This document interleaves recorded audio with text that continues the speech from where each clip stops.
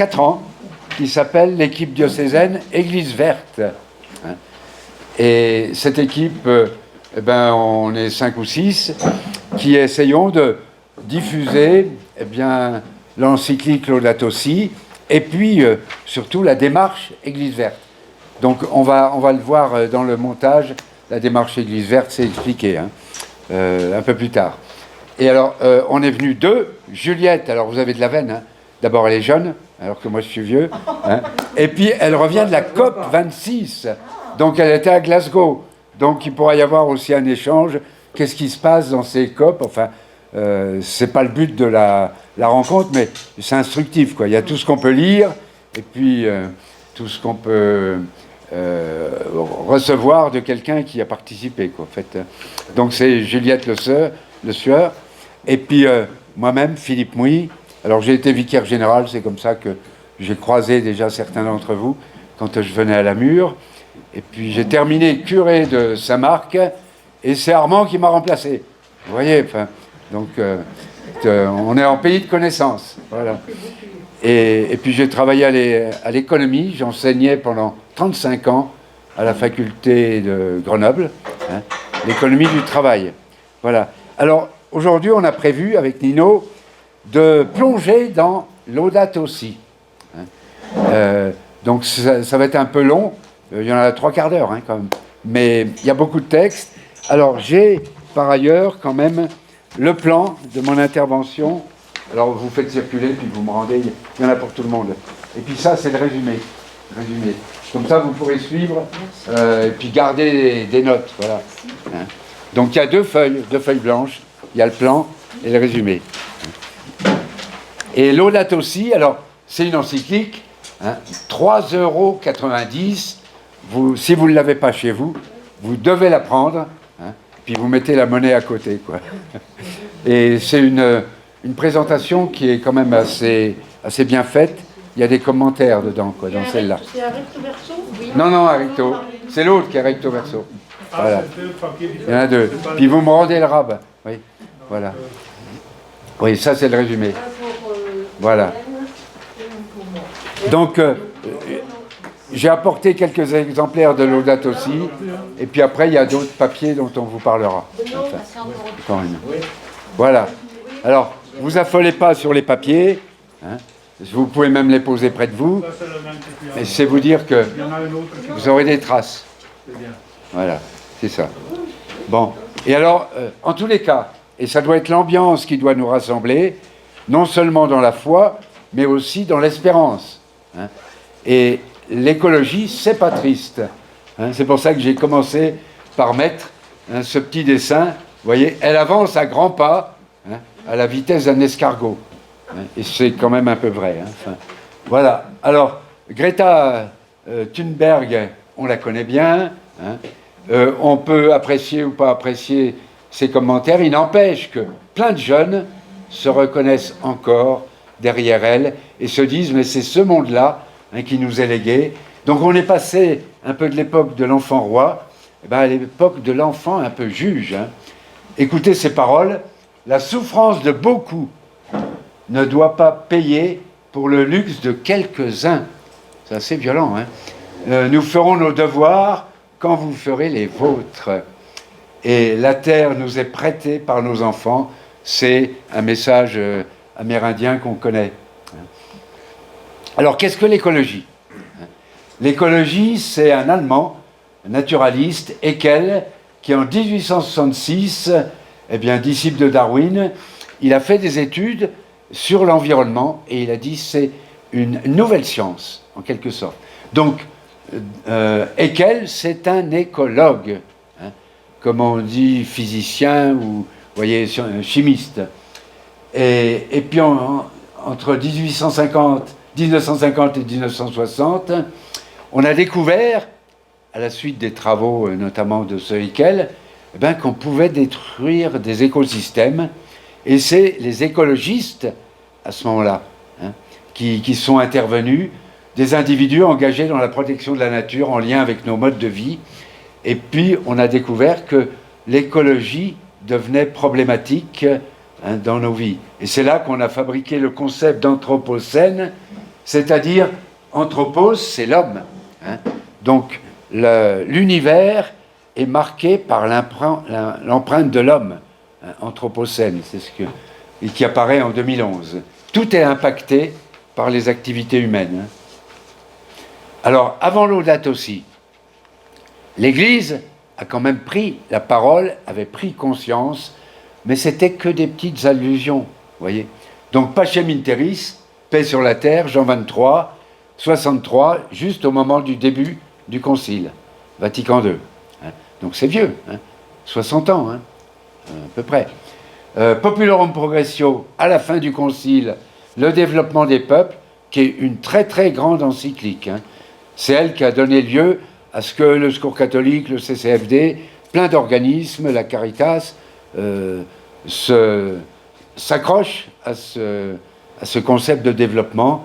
Et alors 72, ça c'est très important, hein, halte à la croissance. C'est-à-dire que l'ONU a demandé un rapport qu'on appelle le rapport Meadows, hein, et leur rapport, il s'intitule « À la croissance », le Club de Rome, qui disait « On va vers la catastrophe, hein, si on ne fait rien ». 72, hein, il y a 50 ans. Hein. On était en plein développement économique, vous voyez. Le Rassemblement œcuménique européen de Bâle, en 89, qui va articuler la paix, hein, et l'intégrité de la nature, c'est-à-dire l'écologie.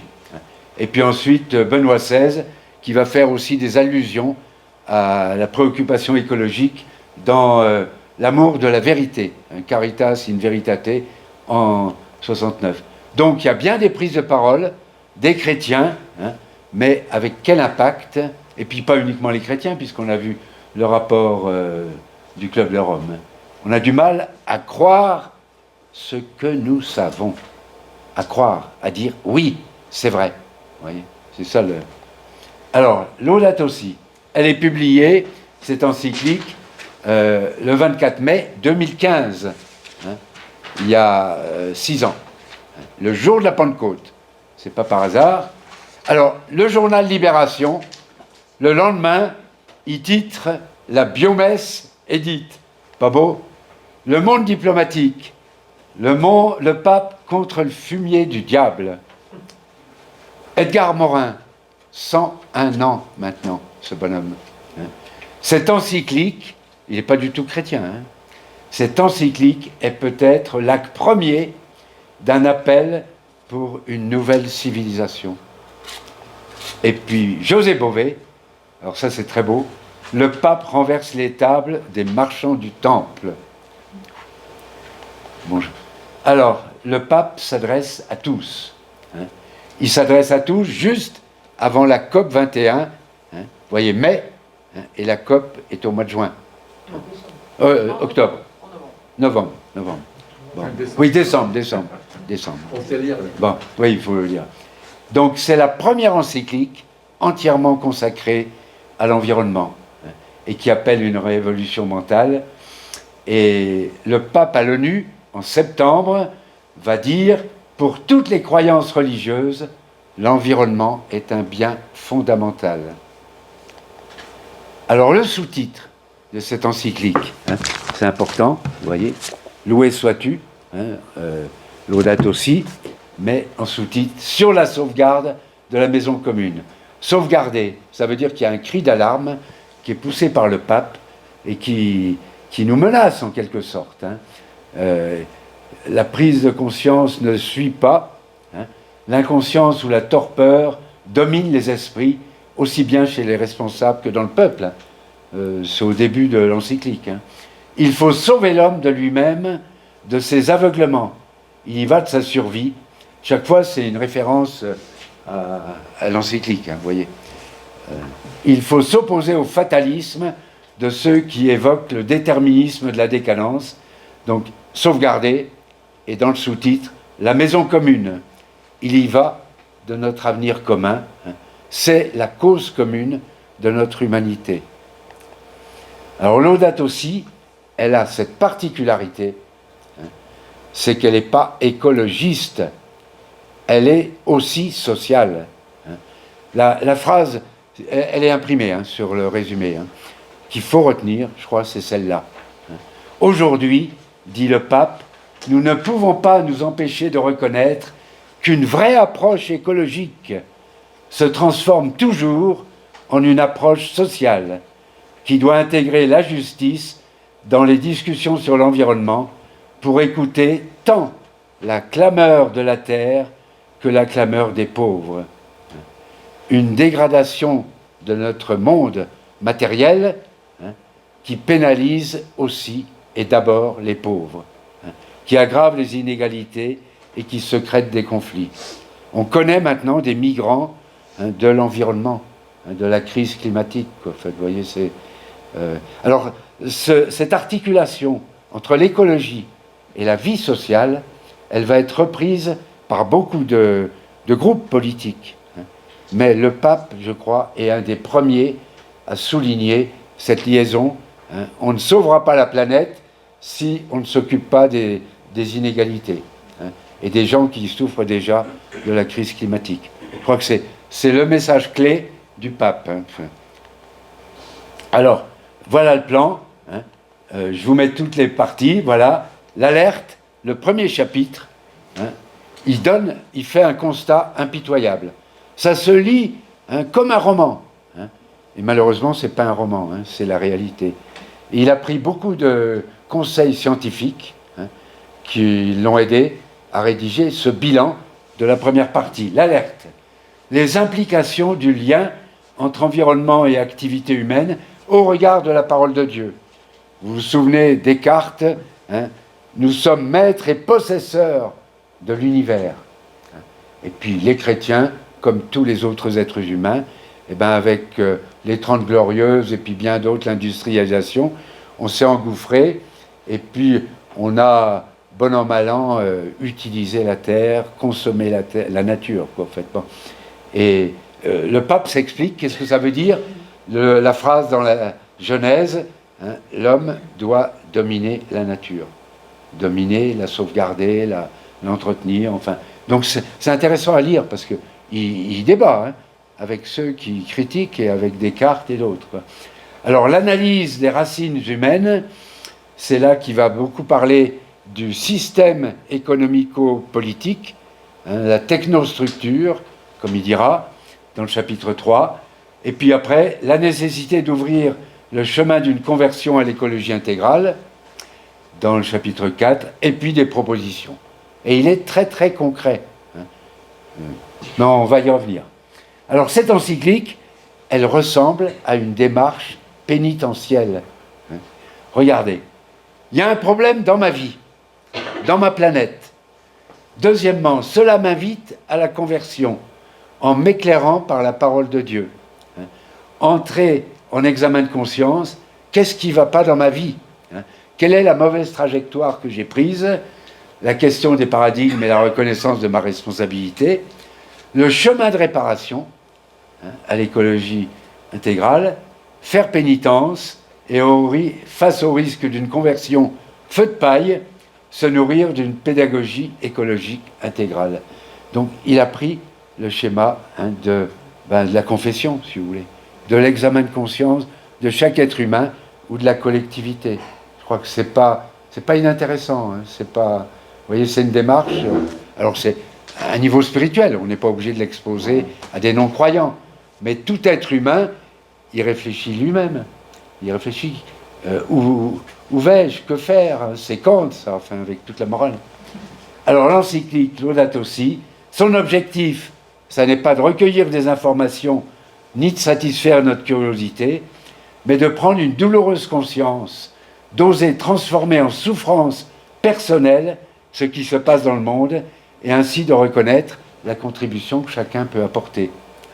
Et à la fin, donc vous voyez ça, c'est tout au début, paragraphe 19, et à la fin, le pape François déclare avoir parlé non pas tant d'idées, mais surtout de motivations qui naissent de la spiritualité pour alimenter la passion de la préservation du monde.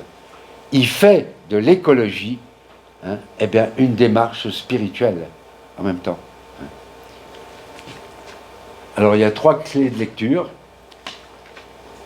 La première, c'est mon plan, là. Enfin, c'est plus le plan de l'encyclique. Hein. Construire notre maison commune, tout est lié. Hein. Impossible de dissocier les deux crises écologiques et sociales, ça je l'ai assez dit. La deuxième partie, changer le paradigme technocratique, tout est fragile. Vous voyez, tout est lié, tout est fragile, le monde est en perpétuelle genèse. Est-ce que vous pouvez expliquer ce que ça veut dire paradigme? Ben, on va y venir. Il y aura 8 diapositives sur le paradigme. Voilà. Et puis la nécessaire conversion écologique, tout est donné. Tout est lié, tout est fragile, tout est donné. Le monde n'est pas à posséder, il est à recevoir. Alors, on va avoir 8 diapositives sur le thème de la construction de la maison commune. Pour les chrétiens, la nature n'est pas d'abord un état, hein, mais elle résulte d'une action créatrice de Dieu confiée à l'humanité. Soumettre et dominer la nature. C'est un cadeau. Hein. Dieu nous fait don de la création et l'être humain fait partie de ce cadeau. Vous voyez, on est lié. Garder et cultiver le jardin d'Éden. Hein. Donc, vous voyez, c'est là que, si vous connaissez bien la Bible, il y a 2 chapitres pour parler de la création. Hein. Et il y eut un soir, il y eut un matin, ça c'est tout au début. Et puis le chapitre 2, c'est là qu'il y a Adam et Ève. Hein. Tandis que dans le chapitre 1, il crée l'être humain. Et puis il s'arrête le 7e jour, tout cela est bon. C'est pour ça que je dis l'écologie doit être joyeuse. Hein.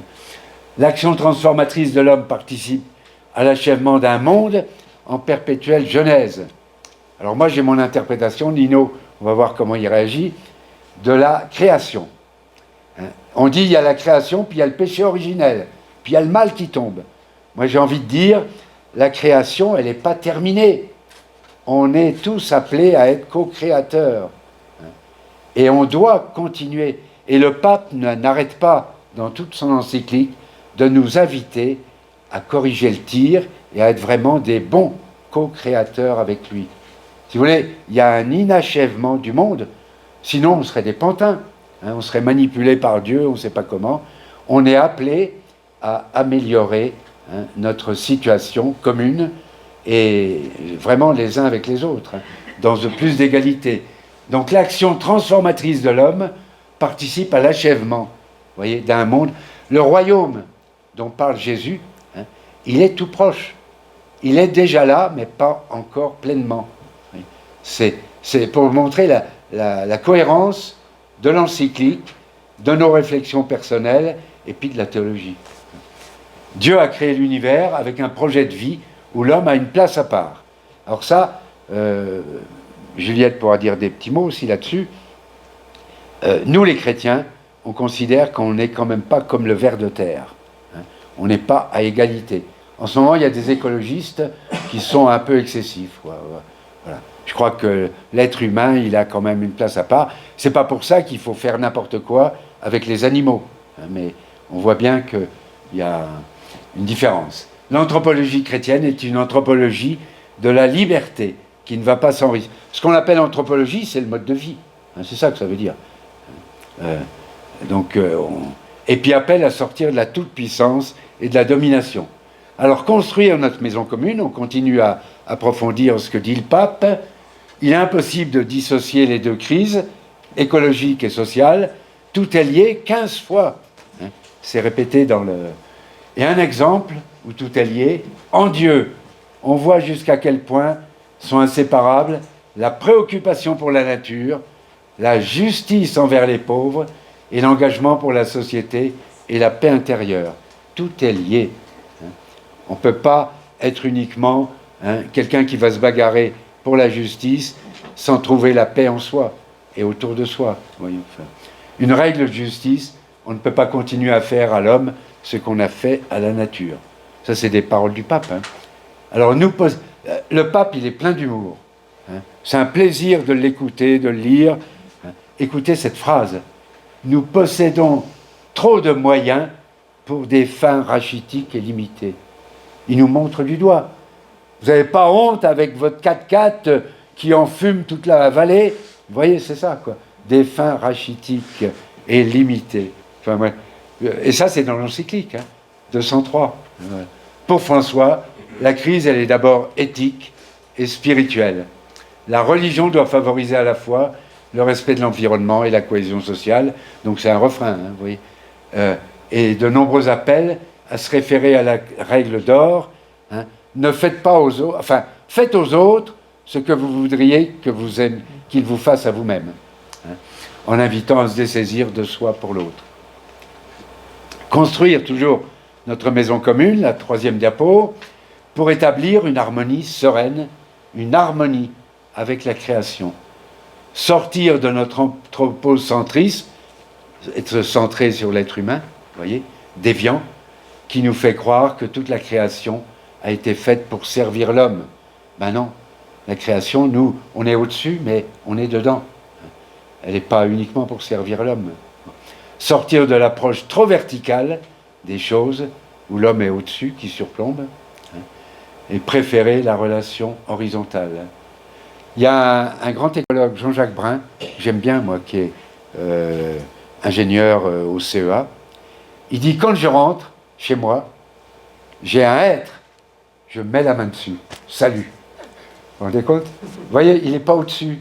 Il se met, et c'est un ingénieur, bac plus 12, je ne sais pas quoi. Il dit ça simplement, quoi. Il dit, l'arbre me parle et je parle à l'arbre. Il faut le faire, mais c'est beau, moi, je trouve. Que toute créature puisse se sentir comme chez soi, sur Terre. La dette écologique. Alors ça, on rejoint tout de suite les points de vue écologiques et social.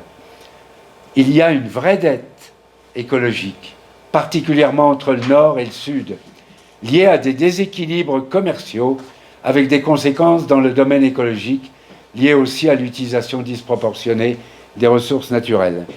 C'est l'engagement qui a été pris à Paris, à la COP 21, que les pays du Nord, du fait de l'exploitation de matières premières de façon un peu éhontée, le cacao, la banane, enfin, où on a fait des monocultures dans les pays du Sud, eh bien, on doit, et puis qui ont handicapé les cultures vivrières, on doit compenser. Et les États se sont engagés, et à la COP 26, ils l'ont redit, parce que leur engagement n'a pas tous été tenu, qu'il y a une dette écologique. C'est important ça, enfin, on pourra y revenir. Il faut que les pays développés contribuent à solder cette dette en limitant de manière significative la consommation d'énergie non renouvelable et en apportant des ressources aux pays qui en ont le plus besoin pour soutenir des politiques et des programmes de développement durable. Quand on rase la forêt amazonienne pour y mettre du maïs qui va servir à faire des voitures à l'hydrogène ou à je ne sais pas quoi, comment on appelle ça? Biocarburant, voilà. C'est un peu ça, vous voyez, qui est visé. Donc le pape, il a les pieds sur terre. Quand il parle de ça, les peuples du tiers-monde, ils savent ce que ça veut dire. Ils savent qu'ils sont concernés, quoi, en fait. Donc la deuxième solidarité, non seulement sociale et économique avec les pays du Sud, qu'on a exploité, la solidarité intergénérationnelle. Quel genre de monde voulons-nous laisser à ceux qui nous succèdent? Cette question ne concerne pas seulement l'environnement de manière isolée, nous parlons surtout de l'orientation générale du monde, de son sens, de ses valeurs. Il a les pieds sur terre. Il dit, il faut que la nature soit belle, mais il faut aussi que le projet de vie qu'un jeune peut construire pour lui, aujourd'hui, il ait du sens. Vous voyez, le pape salue les bienfaits de la science. Il n'est pas à dénigrer la science, mais il contredit ceux qui affirment que les problèmes de la faim et de la misère se résoudront grâce à une croissance du marché. Alors, parmi les solutions, le pape c'est un jésuite, donc on ne lui fait pas la leçon. Il dit, ça ne peut pas être le juste milieu. Il ne suffit pas de concilier en un juste milieu la protection de la nature et le profit financier, ou la préservation de l'environnement et le progrès. Sur ces questions, les justes milieux retardent seulement un peu l'effondrement. Il s'agit simplement de redéfinir le progrès, un développement technologique et économique qui ne laisse pas un monde meilleur et une qualité de vie intégralement supérieure ne peut pas être considéré comme un progrès. Le progrès, qu'est-ce que c'est pour nous aujourd'hui? Comment le redéfinir? Donc, pas un juste milieu, où on dirait, ben, on va avoir, par exemple, le progrès, c'est la voiture électrique. Mais on voit bien qu'avec la voiture électrique, eh ben, se posent les questions des batteries, des terres rares, enfin, vous voyez, qu'est-ce que c'est le progrès? Il est vraiment au cœur des grandes questions qu'on se pose. Et pas un changement superficiel, dit-il. Une stratégie de changement réelle exige de repenser la totalité des processus. On ne peut se contenter d'inclure des considérations écologiques superficielles. Et le pape argentin développe une théologie du peuple. Alors c'est presque la théologie de la libération qu'on connaissait dans les années 70. Il est argentin. Et pour lui, la communauté, le peuple, c'est une réalité importante. Et il rapproche du corps du Christ, exprimé par Paul. Le peuple, il est quasiment identifié à l'ensemble des citoyens d'un État-nation. Et quand il va dans les pays, en fait, le peuple se retrouve auprès de lui. Il va encore ramener 50 migrants là, de Grèce. Enfin, vous voyez, il est vraiment proche du peuple, appelant à un renouvellement radical des structures sociales et politiques, initiées par le peuple en vue d'une unité nouvelle de chaque peuple. Les mouvements populaires en Amérique latine, moi j'ai eu la chance d'aller en Bolivie avec Monseigneur Dufault, 2 fois, les mouvements populaires, ils existent. Nous, il y avait l'ACO, l'ACI, le MCR, enfin, qui a un peu volé en éclats, quoi. Il ne reste plus beaucoup. Et là-bas, en Amérique latine, le peuple, parmi les chrétiens, il est encore beaucoup structuré. C'est un horizon indépassable de la libération du peuple qui doit s'appuyer sur une culture populaire. Je tenais à dire ça parce que ça fait partie de la problématique. Lui, il ne fera pas sans le peuple, en fait. Il faut que les gens soient dans le coup. Alors, on passe au 2e chapitre. Qu'est-ce que c'est que le changement de paradigme? La politique ne doit pas se soumettre à l'économie. C'est ça la grande phrase. Et celle-ci ne doit pas se soumettre au diktat ni au paradigme d'efficacité de la technocratie. Le paradigme technocratique, c'est dire on sortira toujours de nos problèmes par des solutions techniques et économiques. Et les politiques, faites-nous confiance. Et la mondialisation, l'économie qui mène le monde en ce moment, regardez Macron qui va vendre des avions Rafale parce qu'il faut soutenir l'emploi. Mais puis les gens sont opposés, il n'y a pas eu de débat politique. Alors moi je ne veux pas rentrer dans ces questions politiques, mais on voit bien que les diktats de l'économie imposent pas mal de choix en ce moment. Donc la culture du paradigme techno-économique, c'est un enjeu pour François. Et puis il se méfie beaucoup du capitalisme dérégulé. Alors l'écologie est présentée comme un regard différent, une pensée, une politique, un programme éducatif, un style de vie et une spiritualité qui constituerait une résistance face à l'avancée du paradigme technocratique. Il n'y a qu'une seule crise, plus profonde et humaine. Et le paradigme technocratique, avec sa représentation de la nature et sa pratique utilitaire, abuse de la terre. Il faut renoncer à transformer la réalité en un pur objet d'utilisation et de domination. Donc, nous les chrétiens, quelquefois, il y a 30 ans, on avait du mal avec les écologistes. Ils étaient excessifs, ils étaient unilatéraux, ils n'écoutaient pas, ils n'étaient pas réalistes, enfin bon, etc. Ça, c'était des partis politiques. Aujourd'hui, le pape nous dit, il n'est plus question de partis politiques uniquement. On doit tous être écologistes. Après, vous choisissez le parti politique pour les élections qui vous représente le mieux dans cette préoccupation-là. Vous voyez, c'est ça.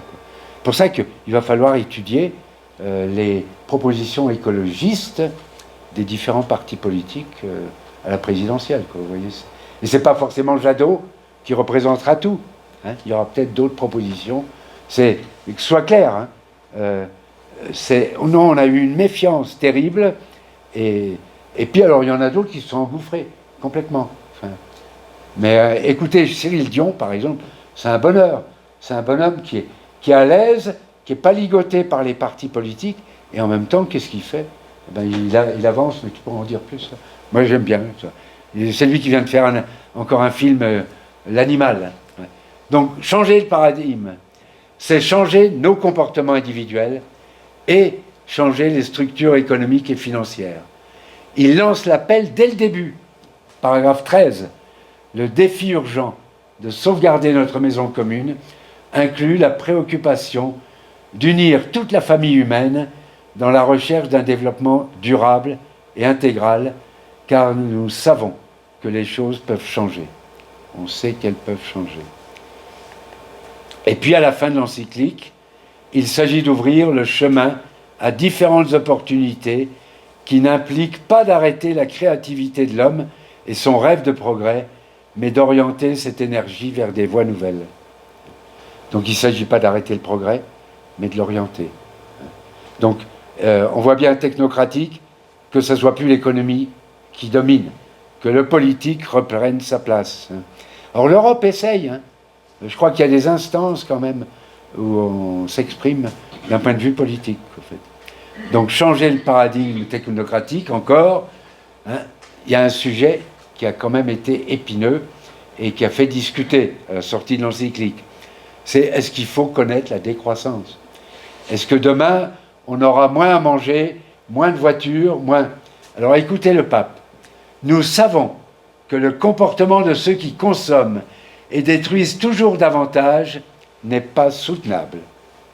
Tandis que d'autres ne peuvent pas vivre conformément à leur dignité humaine. C'est pourquoi l'heure est venue d'accepter une certaine décroissance dans quelques parties du monde, mettant à disposition des ressources pour une saine croissance dans d'autres parties. Une certaine décroissance pour d'autres croissances.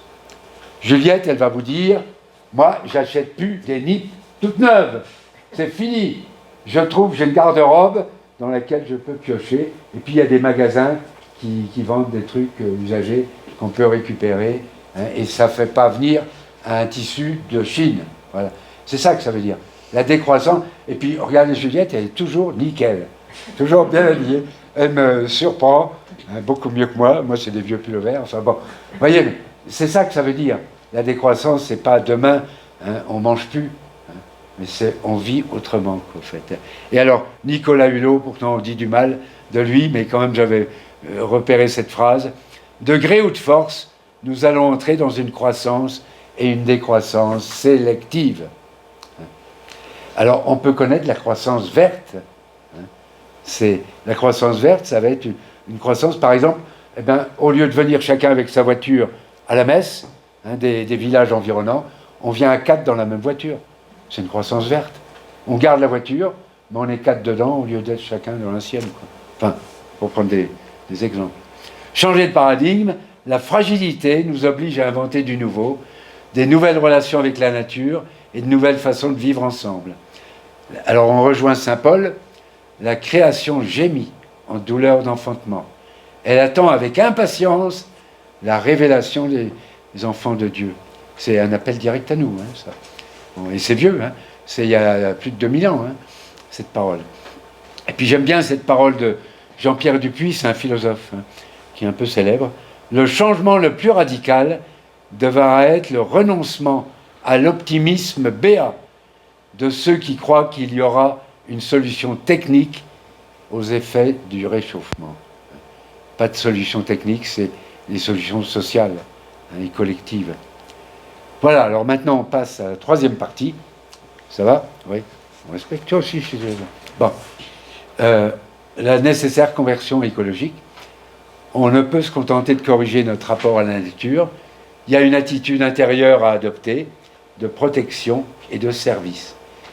Et on parle, avec l'encyclique, de conversion et non pas de transition. La transition, ça fait sembler que, on est dans une mauvaise passe, mais on va s'en sortir. Et avec le progrès technique, avec tout ça, ça ira mieux. Un changement spirituel avec enthousiasme et joie créative. Ça, c'est le pape qui dit ça. Alors, il a cette belle phrase, il l'a dit à l'ONU, ça. Dieu pardonne toujours. Les hommes, quelquefois, mais la nature, sœur nature, mère nature, jamais. Elle ne pardonne pas. Elle est vache. La conversion écologique à laquelle appelle le pape, ça consiste à redéfinir simplement le progrès pour qu'il serve l'homme, ne pas mettre l'homme à la place de Dieu, résister face à l'avancée du paradigme technocratique pour répandre un nouveau paradigme concernant l'être humain, la vie, la société et la relation avec les autres. Donc il y a quand même pas mal de gens qui disent notre capitalisme, il est un peu débrité. Les Chinois, c'est des capitalistes, faut pas rêver. Et il faudrait le rediriger, le réorienter.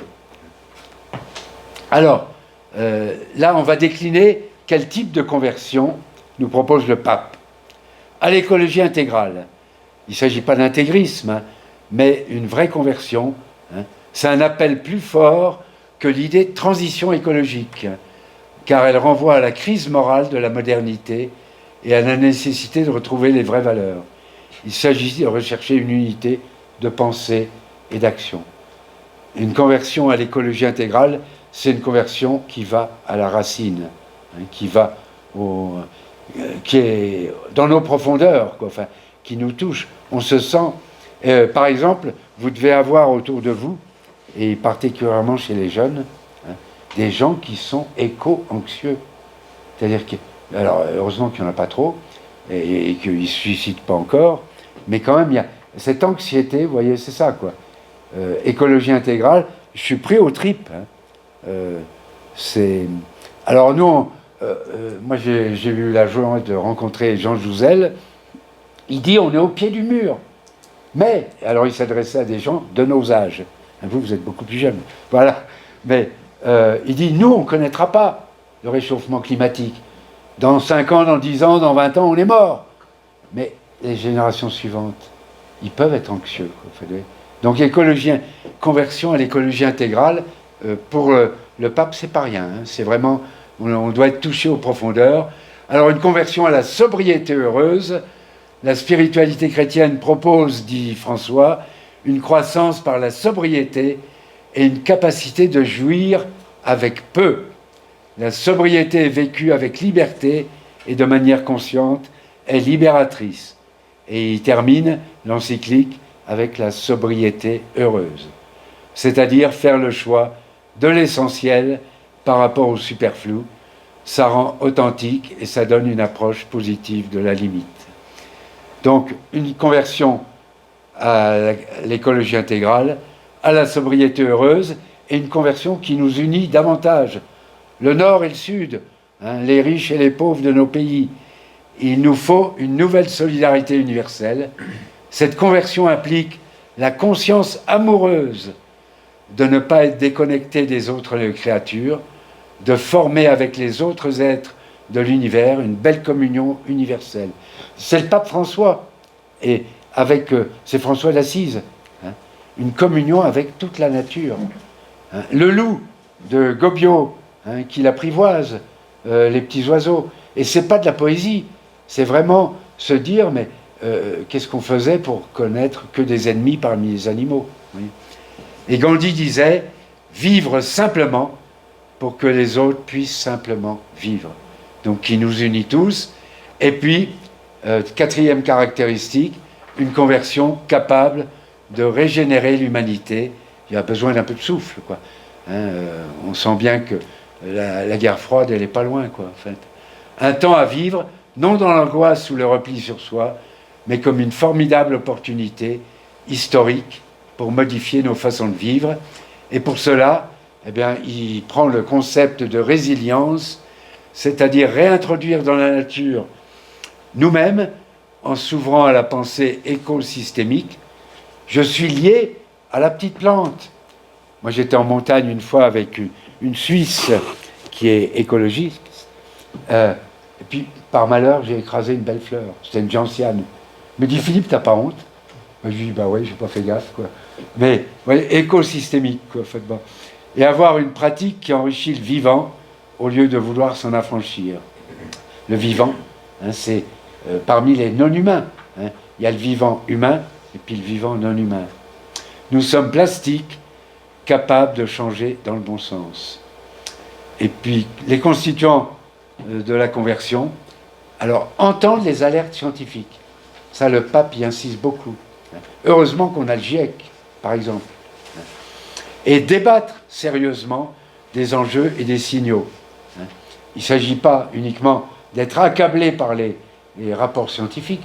Il faut dire qu'est-ce qu'on en fait, qu'est-ce qu'on retient, est-ce qu'on y croit, est-ce qu'on l'adopte.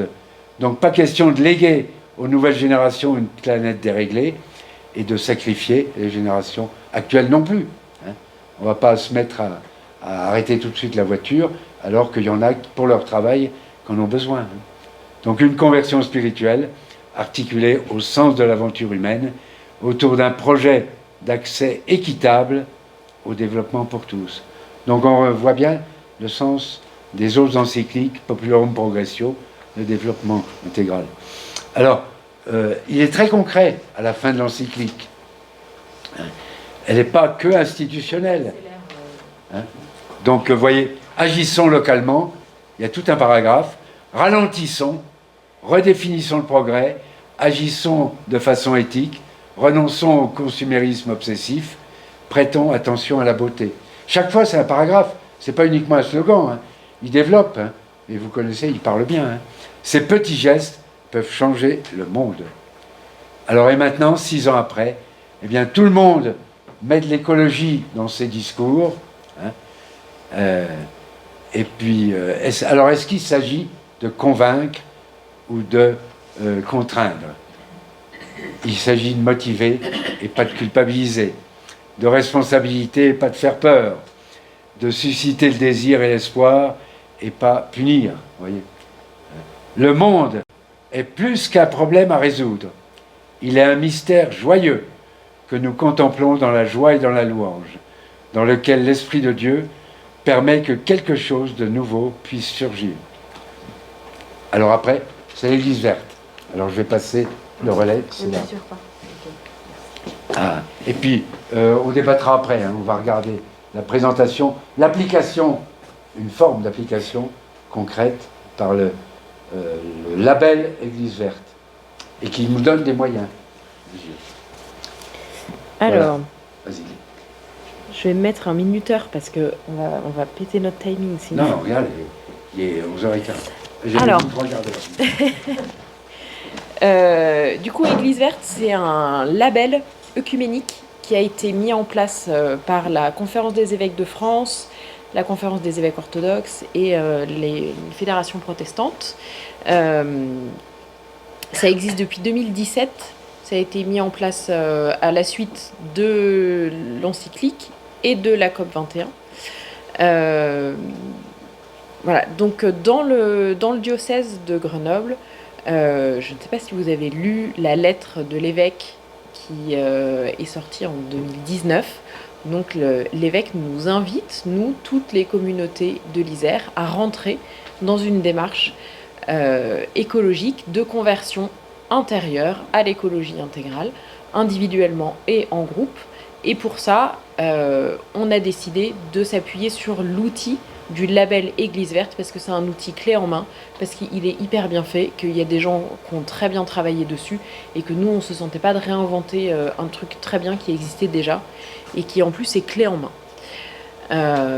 Donc c'est à destination des paroisses. Maintenant c'est aussi à destination des groupes de jeunes, donc groupes d'aumônerie, scoutisme, etc. Donc c'est une déclinaison qui s'appelle Pollen d'Église verte, donc qui est accessible sur le site internet, et c'est aussi à destination des monastères et des communautés religieuses, où là il y a un éco-diagnostic qui est un peu plus spécifique pour eux.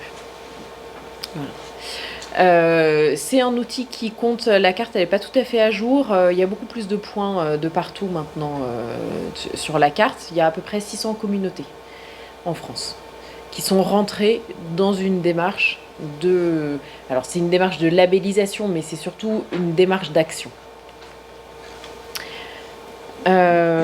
Donc nous, sur le territoire, il y a quand même beaucoup de lieux qui sont engagés. On est un des départements où il y a le plus de communautés engagées, avec notamment le centre Saint-Hugues à Biviers, qui est à l'avant-dernier niveau de labellisation.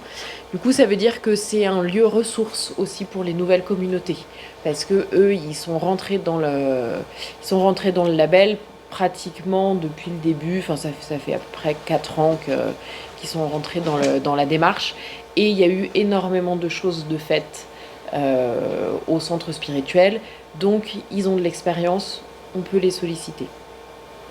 Voilà. Après, il y a tout un tas de petites paroisses un peu de partout.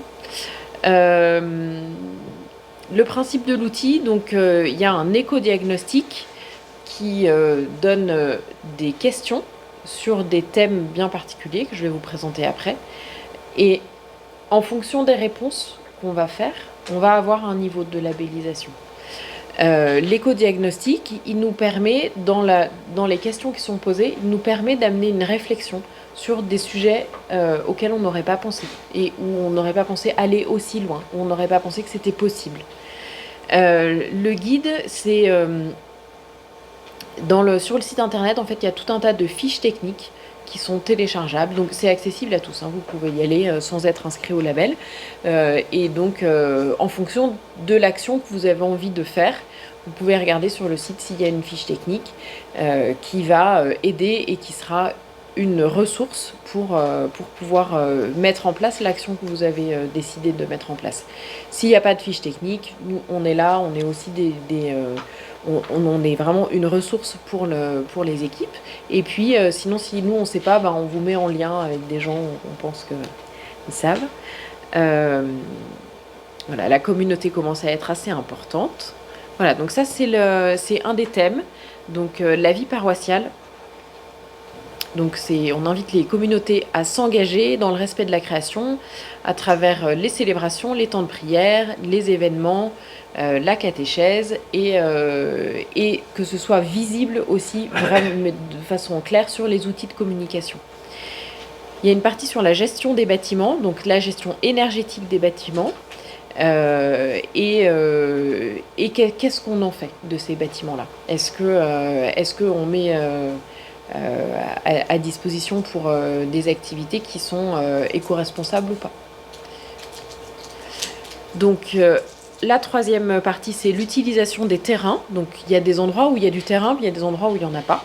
Donc quand il y en a, c'est comment est-ce qu'on utilise ce terrain. Est-ce qu'on fait un compost partagé qui du coup est ouvert sur le quartier et pas que à la paroisse, mais du coup on va faire du lien avec la société civile. Est-ce qu'on fait un potager partagé? Donc ici on est à la Mure, on suppose que les gens ont plutôt des maisons et peut-être un petit bout de potager, mais en même temps peut-être pas, parce que la Mure, il y a quand même des appartements.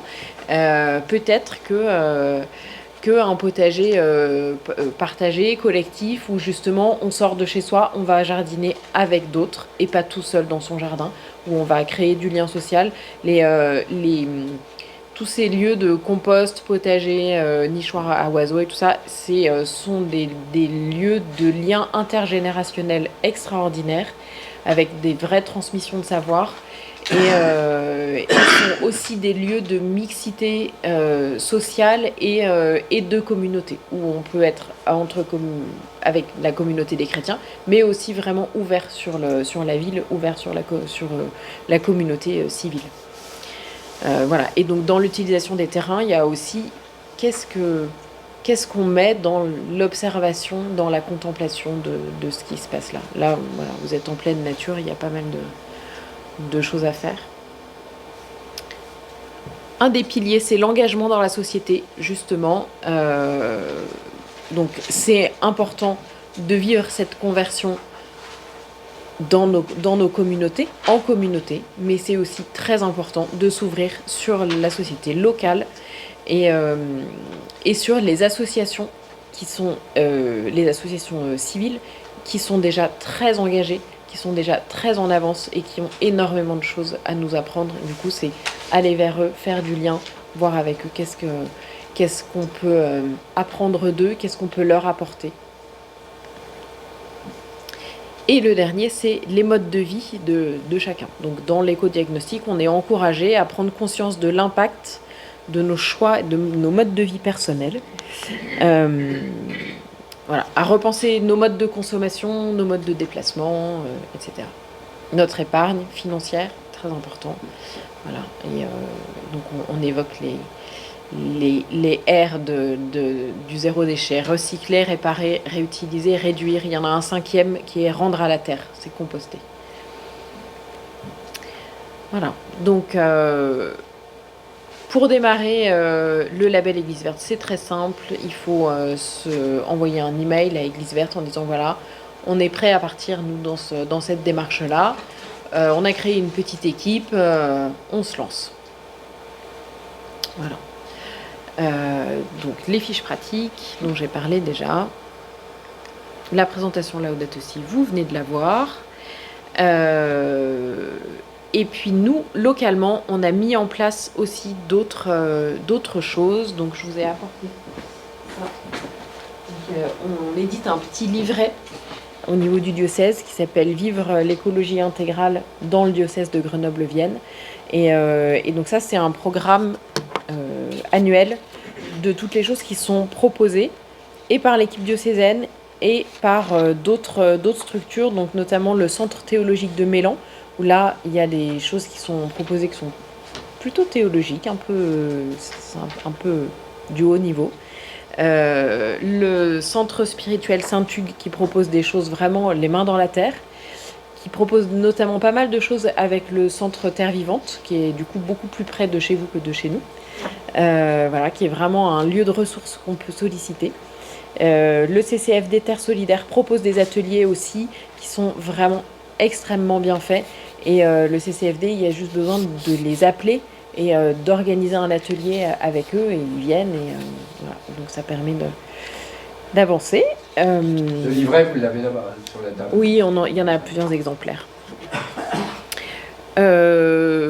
Voilà, donc on essaye d'être là pour vous accompagner. Jusqu'à présent, justement, on avait proposé un accompagnement plutôt très soft. Et puis là, moi, cette année, j'ai envie de proposer un accompagnement un peu plus présent. Donc voilà, donc on revient vous voir la semaine prochaine, déjà. Voilà, on va voir après, ensemble, je vais vous faire travailler pour savoir qu'est-ce que vous avez envie de faire. Voilà, donc si on a constitué un petit groupe, ce qui est très important, c'est que les prêtres de la paroisse soient partie prenante. S'ils ne sont pas motivés, si vous n'êtes pas motivés, convaincus, ça ne marchera pas. Voilà, donc si vous avez la sensation qu'ils ne sont pas encore complètement convaincus, super motivés, ben, invitez-les à manger et discuter. Et, voilà, essayez de... Mais manger bio, voilà. Mais ici, c'est lui qui vous a invité, vous vous rendez compte ? Vous faites un petit repas vegan. La deuxième étape, donc, c'est l'enregistrement auprès d'Église Verte, donc par un email. Après, il y a un petit boulot pour remplir l'éco-diagnostic, le renvoyer à Église Verte. Et puis... voilà, là, il y a un lien qui se met en place avec Église Verte. Donc, Église Verte, c'est une association qui est indépendante complètement. Et la quatrième étape, et ben, du coup, c'est de se mettre en mouvement, en action, en chemin, et d'aller progresser tout doucement, tranquillement. On ne se met pas de grosses pressions, on ne se met pas des gros objectifs, on met des objectifs atteignables. Et le but du jeu, c'est de ne pas s'arrêter, de ne pas stagner. Donc, même si les pas ils sont petits, et même si l'avancée, elle est lente, et ben au moins elle est là. Voilà. Alors là, si on voulait, on pourrait quand même prendre la prière avant de parler de Oui. François à la fin de l'encyclique. Ouais. Il y a 3 diapos. Oui. Dieu Tout-Puissant, on peut la dire ensemble, hein. Tu es présent dans tout l'univers et dans la plus petite de tes créatures. Toi qui entoures de ta tendresse tout ce qui existe, répands sur nous la force de ton amour pour que nous protégions la vie et la beauté. Inonde-nous de paix pour que nous vivions comme des frères et sœurs, sans causer de dommage à personne. Je continue. Ô Dieu des pauvres, aide-nous à secourir les abandonnés et les oubliés de cette terre qui valent tant à tes yeux. Guéris nos vies pour que nous soyons des protecteurs du monde et non des prédateurs, pour que nous semions la beauté et non la pollution ni la destruction. Touche les cœurs de ceux qui cherchent seulement des profits aux dépens de la terre et des pauvres. Apprends-nous à découvrir la valeur de chaque chose, à contempler, émerveiller, à reconnaître que nous sommes profondément unis à toutes les créatures sur notre chemin vers ta lumière infinie. Merci parce que tu es avec nous tous les jours. Soutiens-nous, nous t'en prions, dans notre lutte pour la justice, l'amour et la paix. Amen. Tu mets la dernière diapo. Voilà, c'est la plus belle. Voilà, donc ça c'est pour la première partie. Alors, est-ce qu'il peut y avoir peut-être un petit échange? Ouais. Ce qu'on vous propose maintenant, donc on va travailler ensemble, mais du coup, avant de travailler, est-ce que juste en mode un peu popcorn là, comme ça, qu'est-ce qui ressort là de ce qu'on vient de vous présenter? Qui veut prendre la parole et dire voilà. Moi ça m'inspire pas. Est-ce que je peux rappeler les 4 R parce que j'ai pas eu le temps de les lire. Oui, je vais vous les dire. C'est réduire, recycler.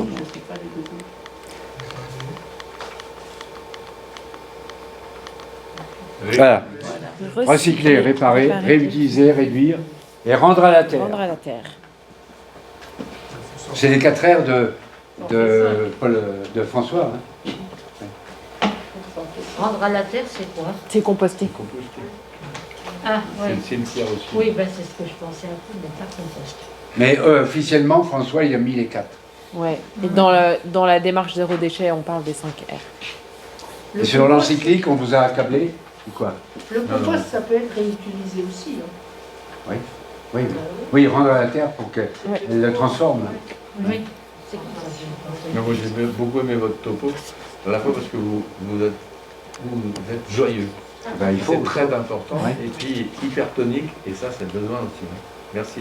Mais il faut lire l'encyclique. C'est un roman. Hein. Vous le passez à vos enfants, petits-enfants. Hein.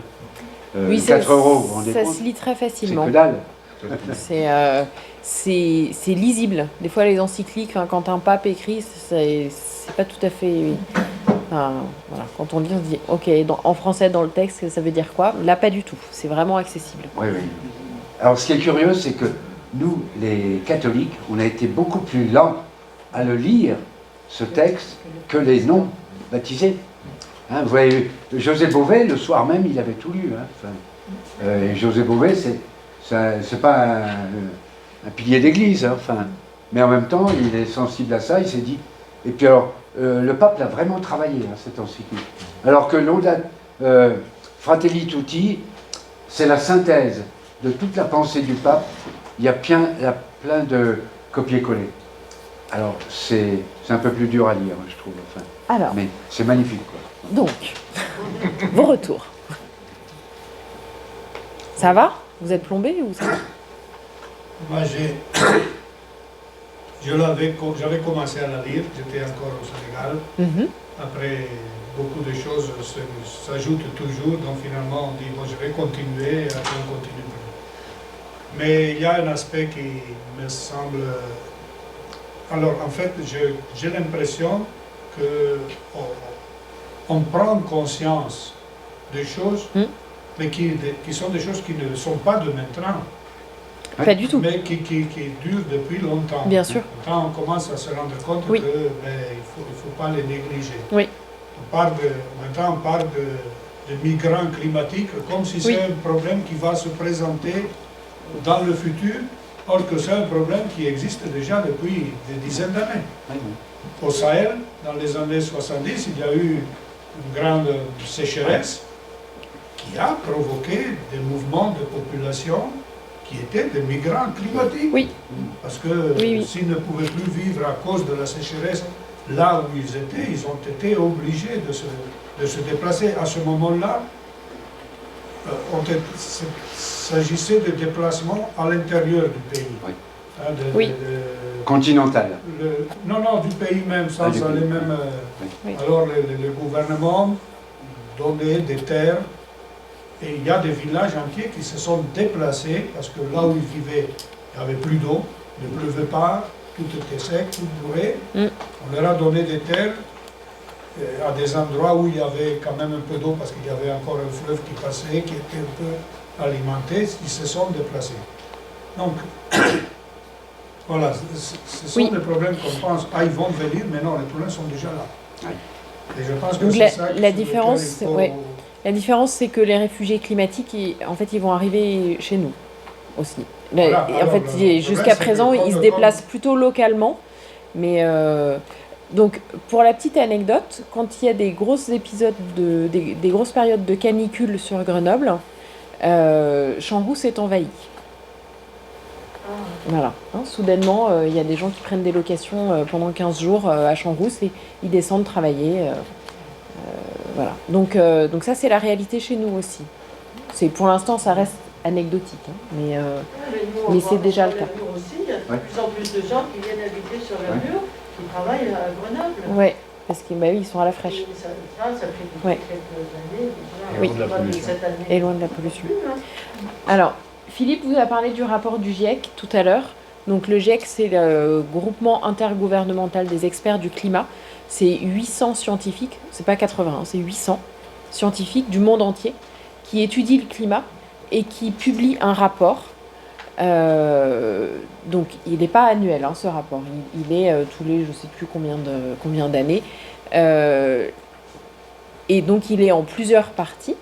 Le rapport fait 1500 pages. D'accord ? Donc c'est pas Laudato Si. Hein, voilà. Et ce rapport nous permet de comprendre tous les mécanismes du dérèglement climatique qui sont dus à l'activité humaine. Dans les propositions du livret, là, il y a une proposition d'animation de la fresque du climat. La fresque du climat, c'est un atelier ludique, pédagogique, collectif, qui vous permet en 3 heures de comprendre tout le contenu du rapport du GIEC. Donc c'est plutôt un bon investissement en temps, plutôt que de lire les 1500 pages de rapports scientifiques. Et ça peut être quelque chose de très intéressant à faire. Donc vous nous appelez, on vient, on anime l'atelier. Voilà, il y a quelques petites modalités, mais c'est pas grand-chose. Et du coup, ça permet de partir au niveau de la communauté paroissiale. Donc on n'arrive jamais à avoir toute la communauté. Mais si on a un petit groupe d'une 30aine de personnes, eh ben, on a déjà une base de connaissances qui est identique pour tout le monde. Et ça permet de comprendre un peu plus les tenants et les aboutissants. Ça permet de comprendre l'urgence. Ça permet de comprendre la réalité de ce qui se passe là. Donc voilà.